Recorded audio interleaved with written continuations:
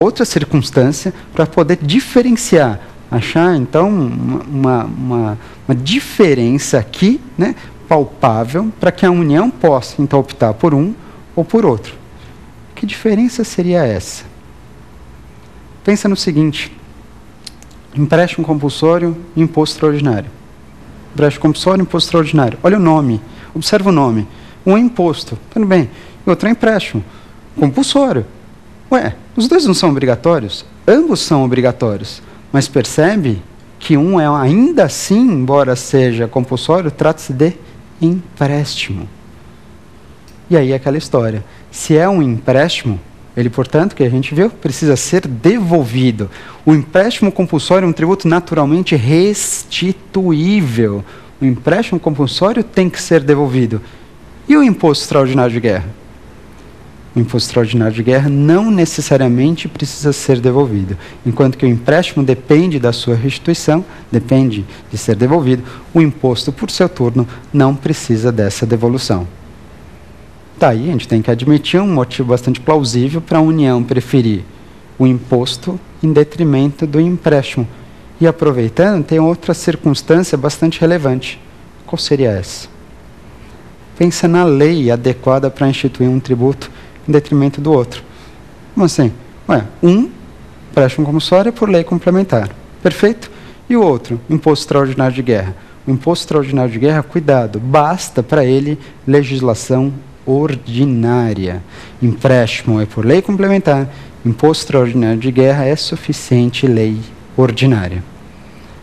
Portanto, em tese, tanto na teoria, a União, no caso de guerra ou iminência de guerra externa, provavelmente deve preferir um imposto em detrimento do empréstimo, em razão dessas características que eu levantei. Perfeito? Vamos passar então para mais uma pergunta? Vamos lá? Professor Alessandro, qual é o destino da arrecadação do empréstimo compulsório? Destino da arrecadação do empréstimo compulsório.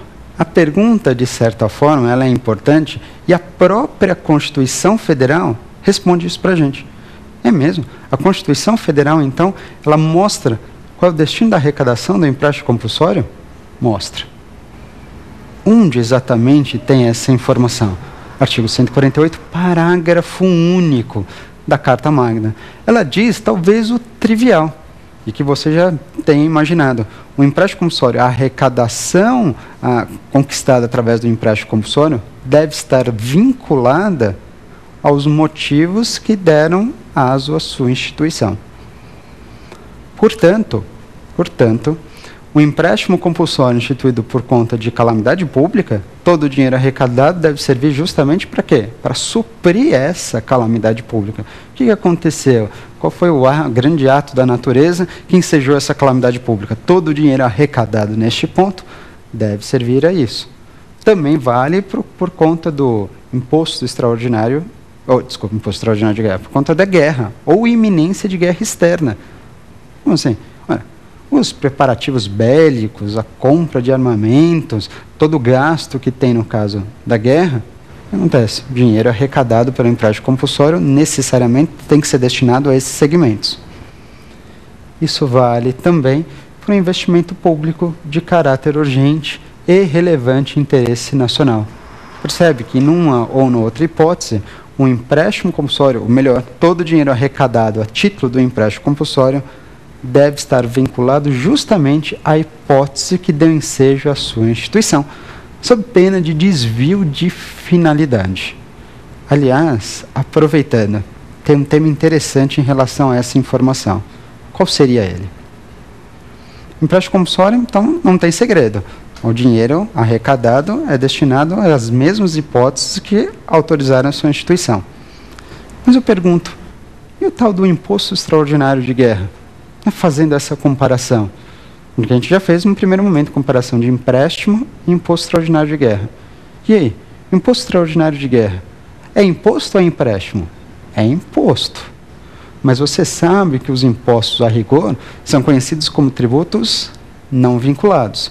O que significa dizer, portanto, que a arrecadação dos impostos não podem estar a rigor destinados a um determinado objetivo, a uma determinada despesa, a um determinado gasto. Imposto extraordinário de guerra é imposto? É. Mas o imposto extraordinário de guerra é tributo vinculado ou não vinculado? A arrecadação do imposto extraordinário de guerra pode ter uma destinação específica? Pode. Portanto, não se esqueça, o imposto extraordinário de guerra é imposto como qualquer outro, contudo, é um imposto que tem a sua arrecadação destinada a um fim específico, neste caso, guerra ou iminência de guerra externa. Perfeito. Essas foram as nossas dúvidas, as nossas perguntas a título do empréstimo compulsório, falando inclusive um pouquinho do imposto extraordinário de guerra. Mas você sabe, o programa não acabou. Nós temos ainda o terceiro bloco, o X da questão. Fique aqui, é mais um pouco.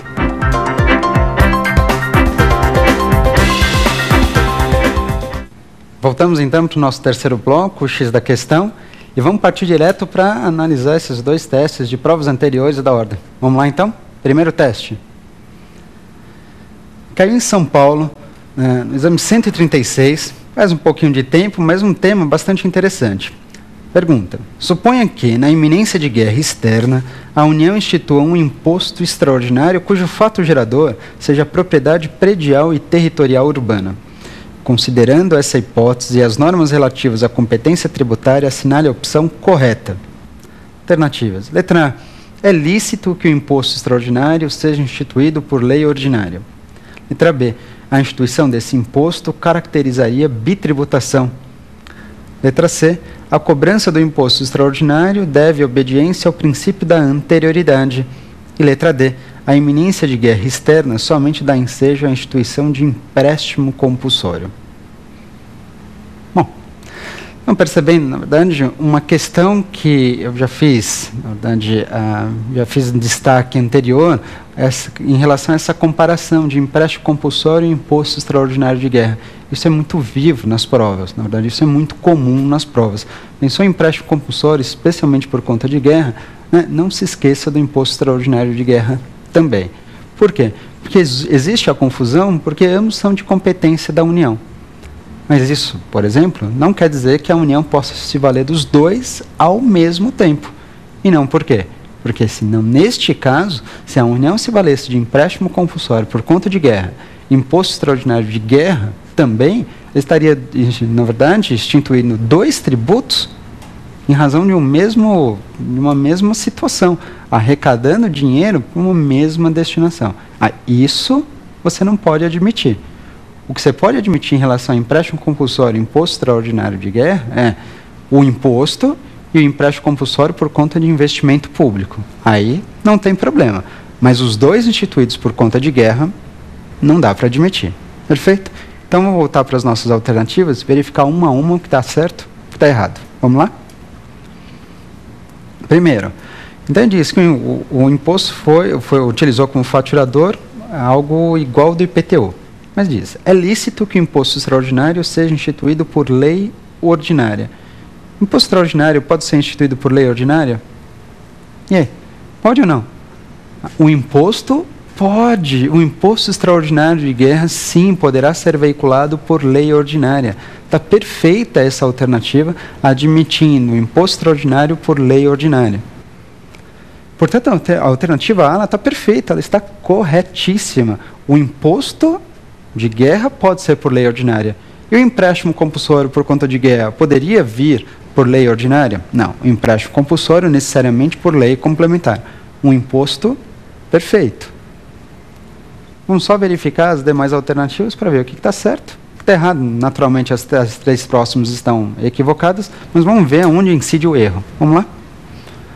Na letra B diz, a instituição desse imposto caracterizaria bitributação. A instituição do imposto extraordinário de guerra caracterizaria bitributação. Imposto extraordinário de guerra, já que ele usou como fato gerador algo igual ao de um imposto municipal, o imposto extraordinário de guerra usou como fato gerador o fato de você ser proprietário de imóvel situado em zona urbana. Isso é bitributação?